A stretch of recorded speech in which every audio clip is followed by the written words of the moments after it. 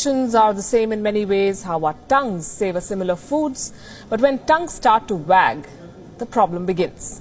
And the tongue of Iran's supreme leader Ayatollah Khamenei is wagging in quick succession, it seems.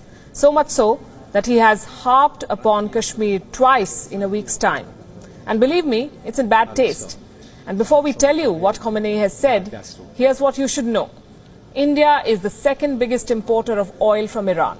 India did business with Iran despite paralyzing sanctions imposed by the United Nations and the United States. And India and Iran have common interests in the development of the Chabahar port. Of course, the cultural ties and Iranian films finding audience in India and whatnot. But coming back to the Supreme Leader's comments, let's not forget that Iran also has a president in Hassan Rouhani. He has been recently re-elected. He's widely accepted as a moderate voice. But let us tell you this. No president can go against the supreme leader in the state of Iran. And what this means is that Khamenei has the last word. And Iran's supreme leader has spoken, as we told you earlier, twice in a week. He has called upon the Islamic world to support the oppressed people of the world. And he believes that Muslims in Kashmir are facing oppression. He has even declared everyone should openly support Kashmiris.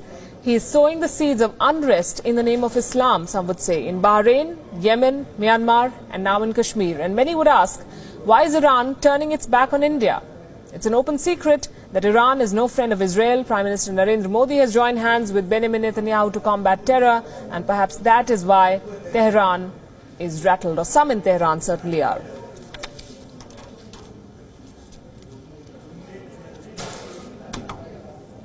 And with me is Talmiz Ahmad. He is a former Indian ambassador to many countries, one of which is Iran, and knows Saudi Arabia as well, and knows the region very well. Good evening, sir, and good to have you on the show here. My first question to you is, what do you think is the trigger? Is it the visit to Israel?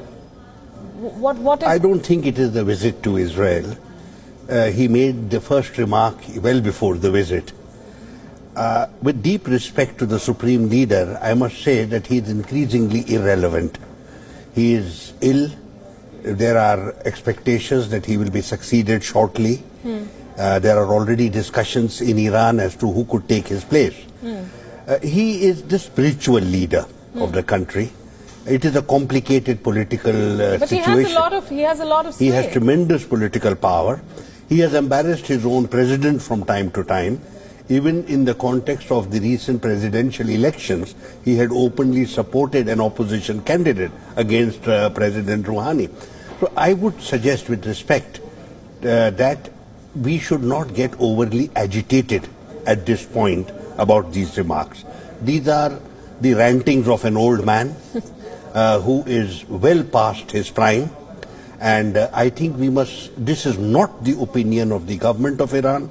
It has not been articulated by the president or by the foreign minister. But the president has not even said that it is... There is no way the president in their system can publicly contradict the supreme leader. The supreme leader is the spiritual leader. It's called supreme leader or rehbar. It's a complicated situation. It's a complicated scenario. And we have to respect their political order as it is, but I do not believe that the Supreme Leader has articulated the views of the government of Iran, which are very clearly pro-India. So you're saying that India should let it pass and pay no attention? I agree with that. For example, if you see, he has talked about the Islamic world. The Islamic world, with respect to the Supreme Leader, is now raged against him and against his country. All the major Islamic countries in the neighborhood are actively hostile to Iran. So which Islamic world is he talking about?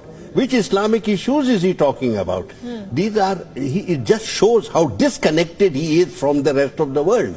He is really somebody I feel sorry for, but I don't believe that we should take it too seriously. These are some of the burdens that you have to carry when you have a complicated political system. See the antics of President Trump. Do you think that many of his actions are presidential? Many of his remarks are